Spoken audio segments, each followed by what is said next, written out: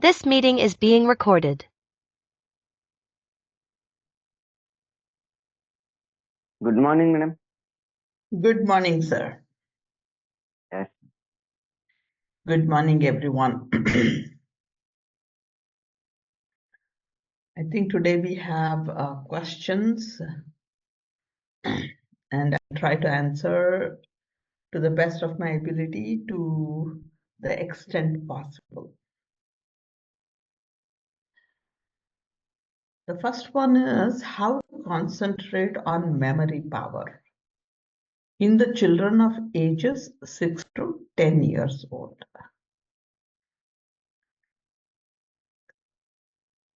Now we know that 6 to 10 years is somewhere getting into the second stage of child development. First stage is from birth till about 7 years until the first tooth falls out, which should happen around 6.5 years of age, when everything has been normal with the physical development of the child, nurturing of the child, with reduced sensory inputs from the external world, with the child being as much in the nature as possible, with eating not many chocolates every day. I mean, these days, I think we take children to dentists quite early because they have cavities already in their teeth. Assuming things have been normal, like natural development, around 6.5 years of age, the child must lose the birth teeth around 6.5, which indicates that the life forces that were available for the physical development of the body is now available, is now free and available for the next stage of the child development.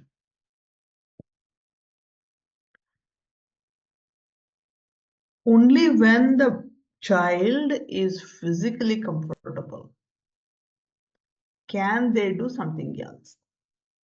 Even for us, not just for the child. If I have a headache, it's very difficult for me to do work in an efficient way. I may still manage.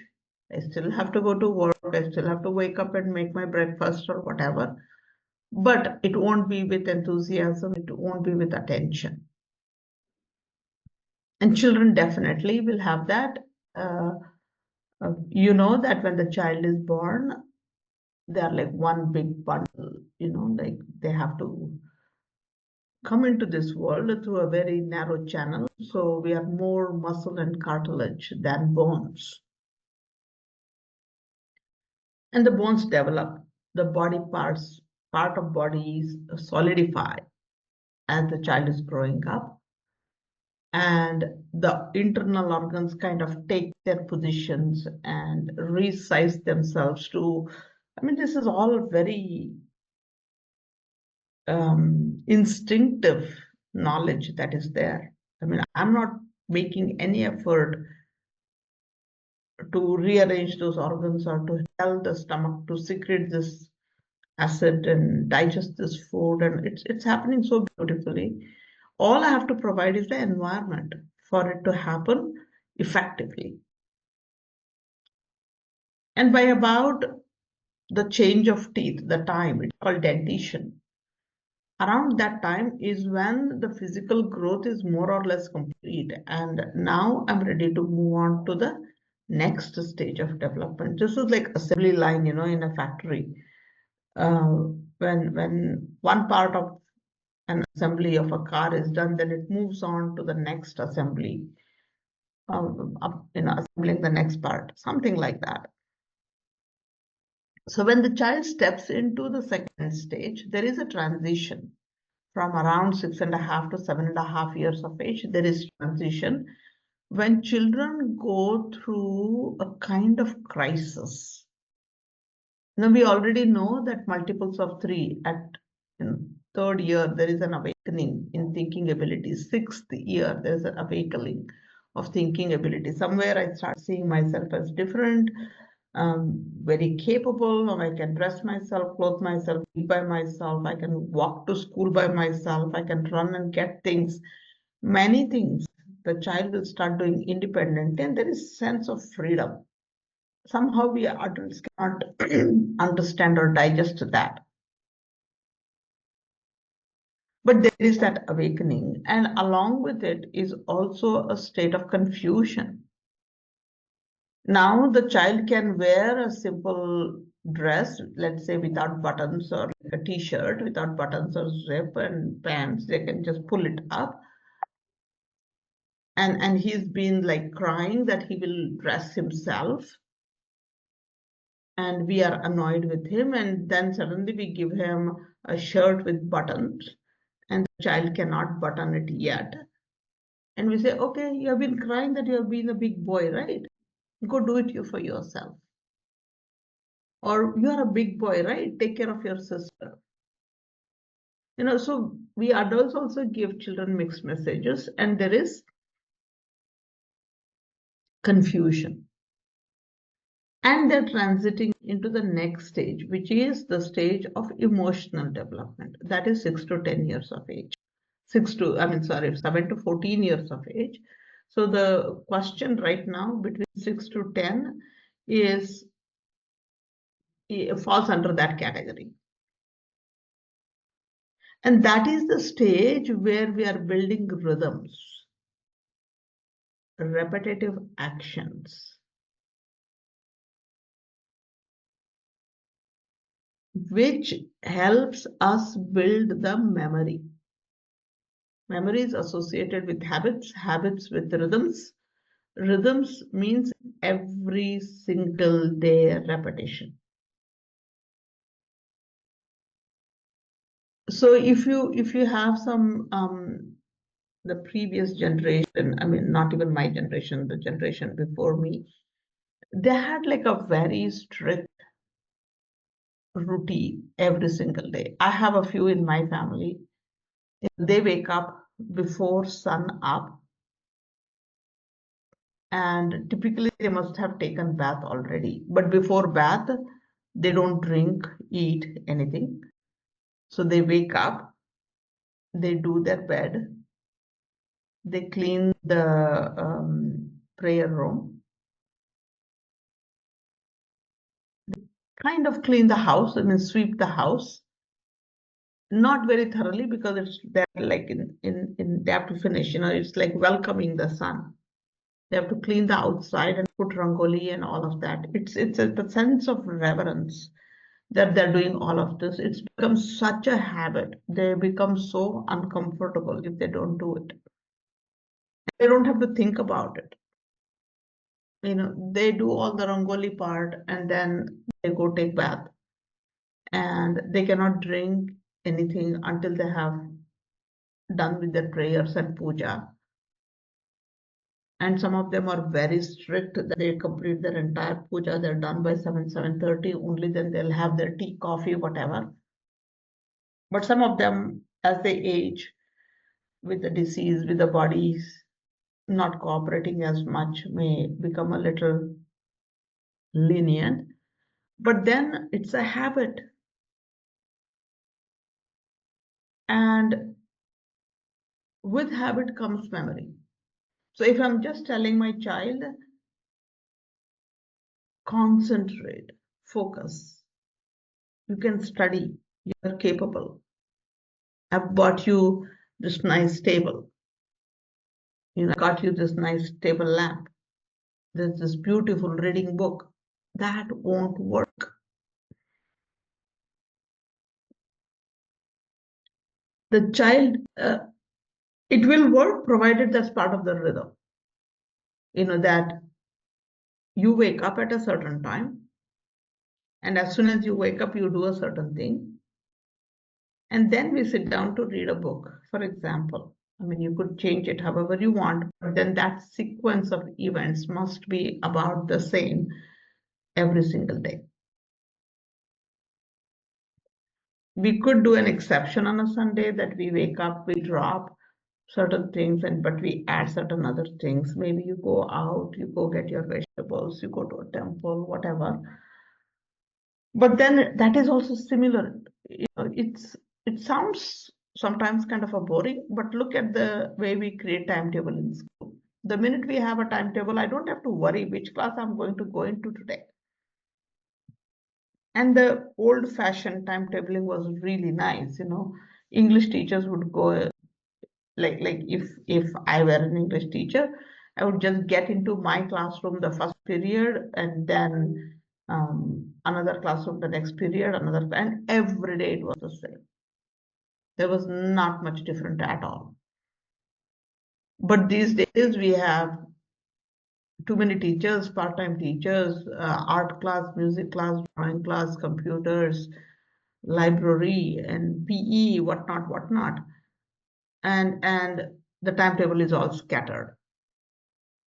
And with that, there is some rhythm that, okay, there is a timetable for Wednesday, every Wednesday, that is the same thing. It does not change. That is set in my mind. Then I have that force, that energy available to do something else, think about something else, because I don't have to worry about which class I go into. Similarly, the child wakes up and they know that they have to brush their teeth first. Then they know you have to come back and do your bed sheet or whatever. Then I mean, you could put in the shower part, or you could also say drink a glass of milk. Then you have to, and waking up today may not happen at 7. I may wake up at 7:30. That's okay. Still, you go brush your teeth. Only then you get your milk. So when we set rhythm like that, then the day-to-day mundane things are done. And that is for everybody in the house. It is not just for the child. I follow it, and therefore people around me follow it. With that comes the freedom to do other activities.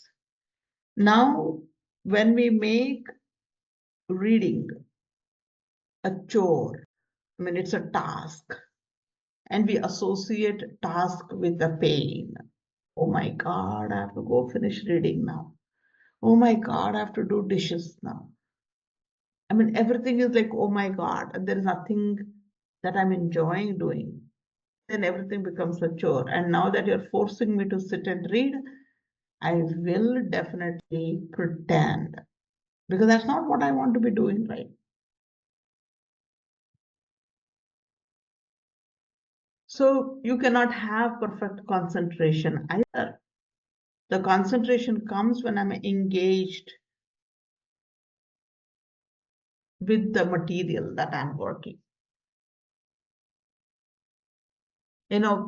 Giving my own example, it's very difficult for me to focus for a long time. I'm typical sanguine kind.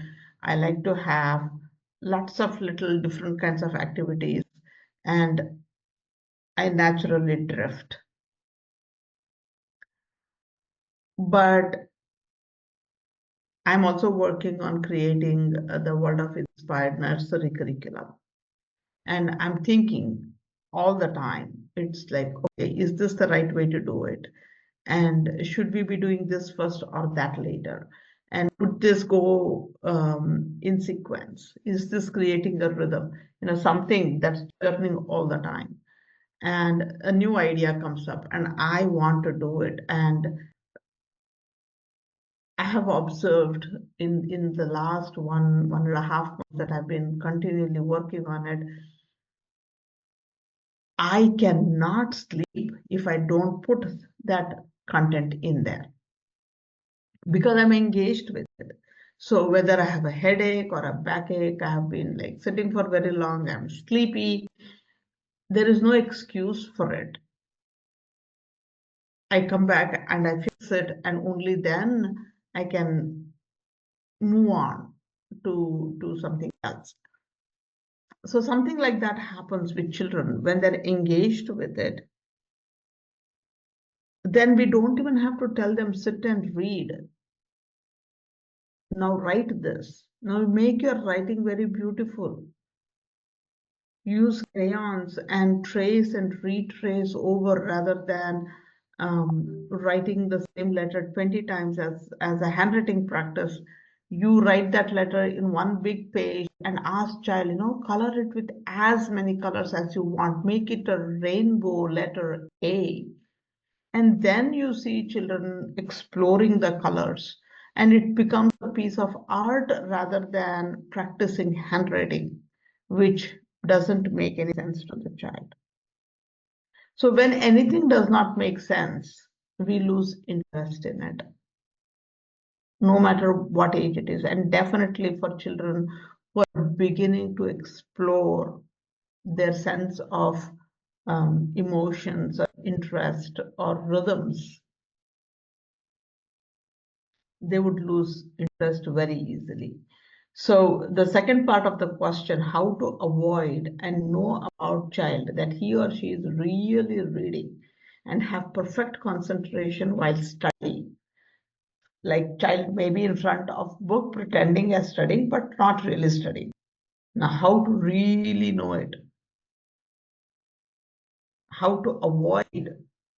Now, why is that need in me as an adult?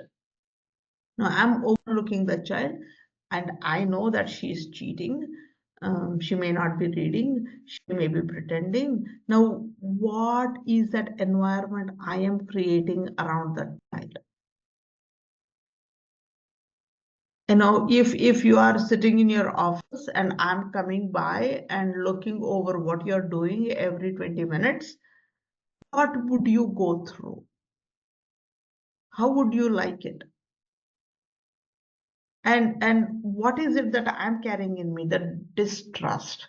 Oh, she may not be doing so. Let me go peek in and check and catch her red hand and tell her that this is what I don't like you to do. When we go for classroom observations, the intention is not to catch you doing wrong things. The intention is to help you become a better teacher. The intention is help you assuming I'm better than you, to help you how you may focus on certain things a little bit more and how you may focus on this child a little bit more, and to make those little course corrections. And when the environment is that, the child will read a sentence and tell, you know what, mommy, I cannot read this, I'm not understanding this book is not right, the picture is not, I don't like this, can I read something else, or can you read this to me? Are we open for the child to speak up? And this is what I think we talked the other day. If we ignore this kind of an interaction with the children when they are stepping into their second stage, they will bottle up. They know that my mom doesn't trust me, my dad doesn't like me reading this book, but I love reading that book. And they keep looking at me. So they become very smart in avoiding us.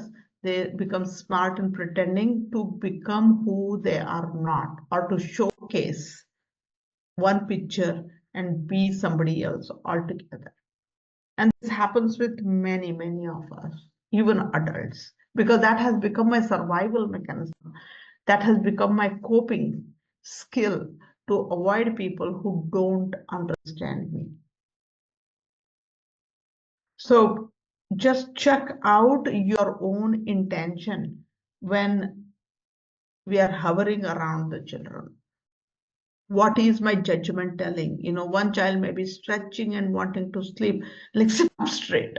Well, the child can't understand why the child is stretching and wanting to. Maybe he is not full. Maybe he didn't like the lunch he brought and he is feeling tired. Maybe he didn't sleep well. Maybe you are boring. There are a variety of reasons. And child may not have the ability to say it, may be afraid of saying it out loud, but then just trust, study their body language. Every movement of their body is speaking.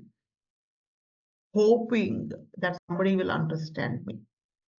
So they don't have to pretend. They don't have to act. And right now, in the second stage of child development, children cannot focus.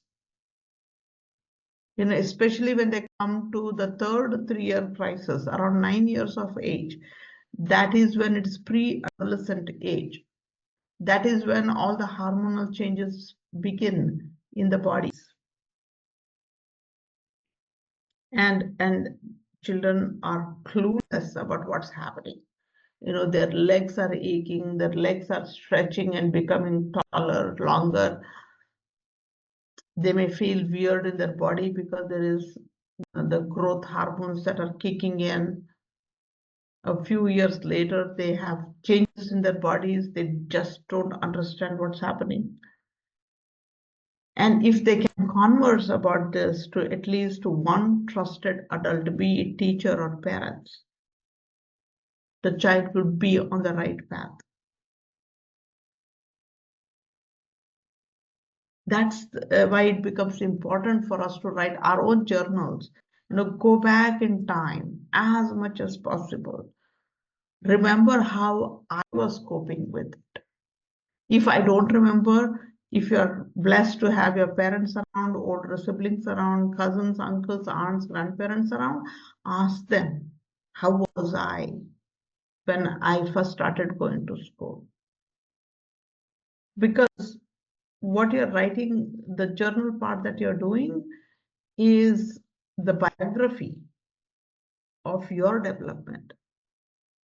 And more or less, we all have the similar biography.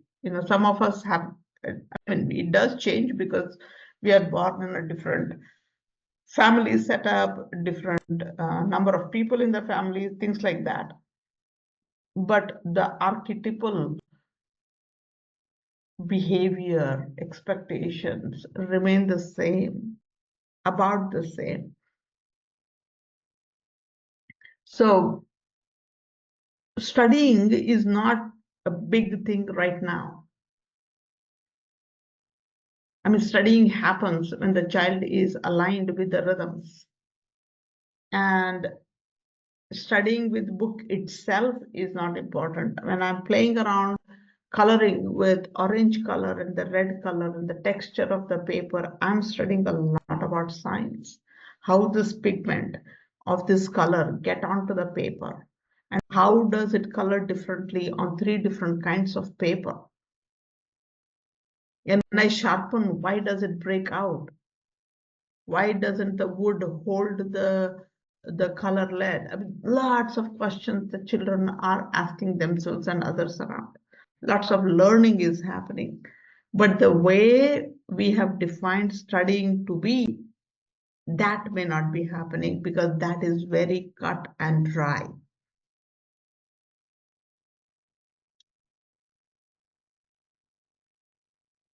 And that's something we need to do.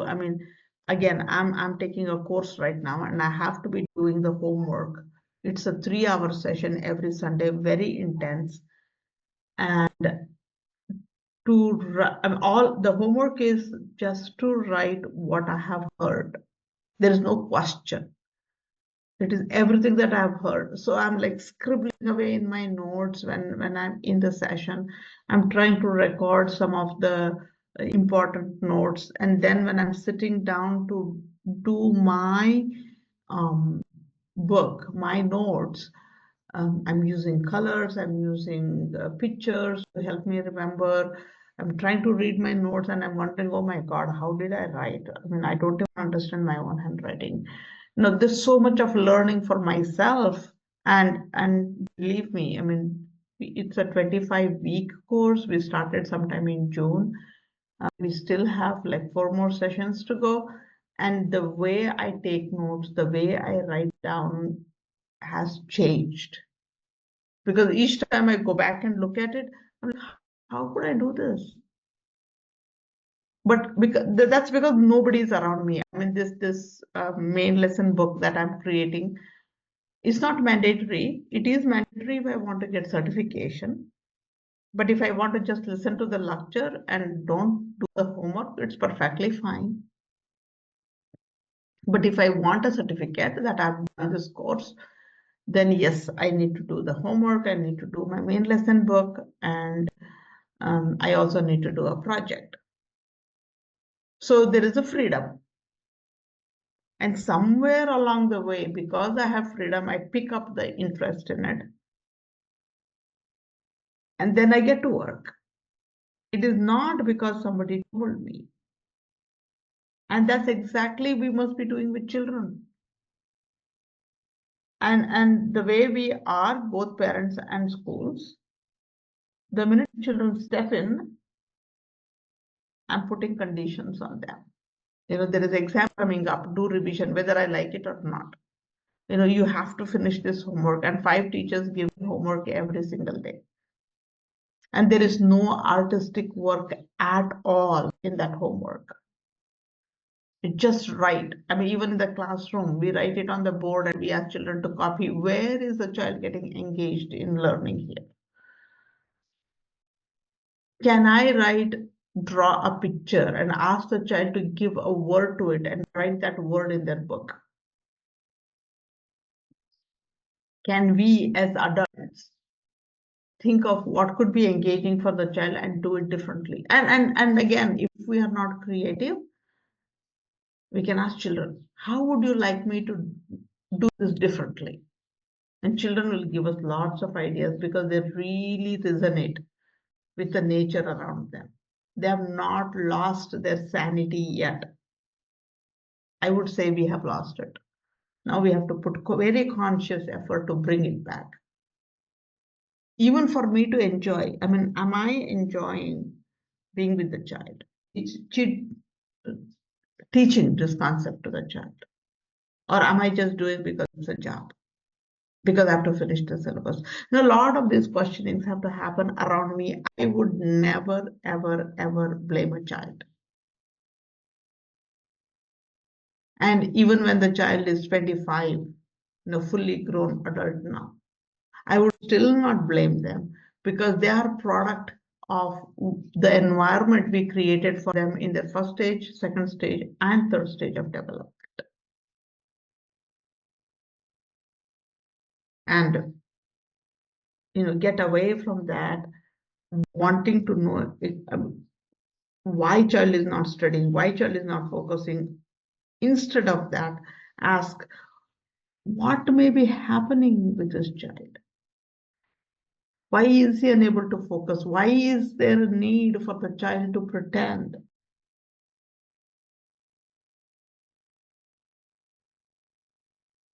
And think of artistic ways for the child to concentrate on spellings or forming grammatical sentences. That's the next question. How to concentrate on formation of spellings?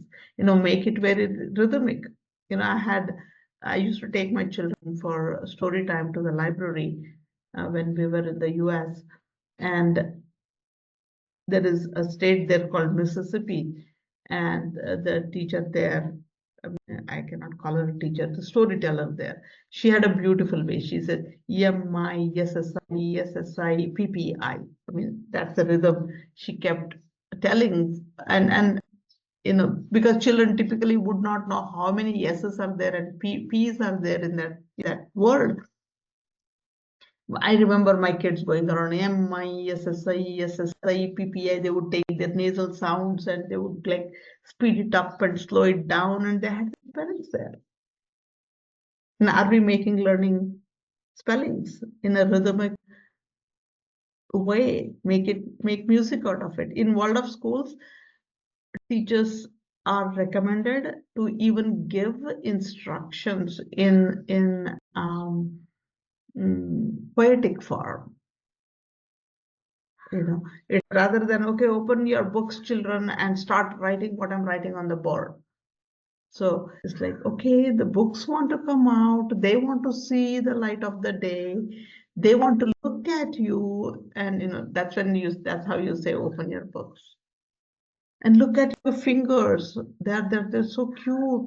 They want to hold something. They want to write. They have tried to write with their fingers, but somehow they don't see what they have written. What can the fingers use to make sure you can see what you have written? Let's take the red color today. I see a lot of red out there. There could be a flower out there that has just bloomed. There could be a flag that we have hoisted or balloons that are hung, whatever. So you can pick and say, okay, let's resonate with it, and pick up the red color and start writing the words. How many of our books are colorful and interesting and interactive to make the child want to do it, right? So when we begin focusing on artistic element, especially in the second stage of child development, because any artistic element has a rhythm inbuilt into it. So create rhythms. Even as a teacher, first 5 minutes, as soon as I walk into the classroom, I'm going to pay attention to my breathing. I'm going to rub my palms and feel the heat and put them on my eyes and feel that warmth and pay attention to my back and put it straight up. And I sing this rhyme that has spellings in it or instructions to open the book in it, whatever, and I know my teacher does this every single day in every period she comes into my class. So it is a rhythm that I set within the class, and with that comes the predictability in the teacher, the trust in the teacher, and then you take up colorful activities. You sing a song, you stomp, you clap to the syllables so they can understand the spellings, and you draw first and then you write, and or teacher draws and children write, or teacher writes and children draw, and make that a very interactive process. And then you say, okay, you can do whatever, and you can go home and write one beautiful sentence for me. And definitely child wants to do that. So build that rhythm and bring that artistic element. It could be drawing, theater, music, singing, drama, mimicry, movements, all of that. Once that is there, I mean, if not as a class, even if it is for your child at home, when that is there, that is natural to them. And when something is natural and something that I can easily do, it's effortless. Eating with hands is easy for me. And if you tell me to hold the spoon with my toes and eat it with my toes, then I have to struggle a lot. And when I have hands, I give up. But we have seen children who have lost their hands. They write, paint, sew everything with their foot. So bring that natural, effortless action activities. With that, I would stop for today.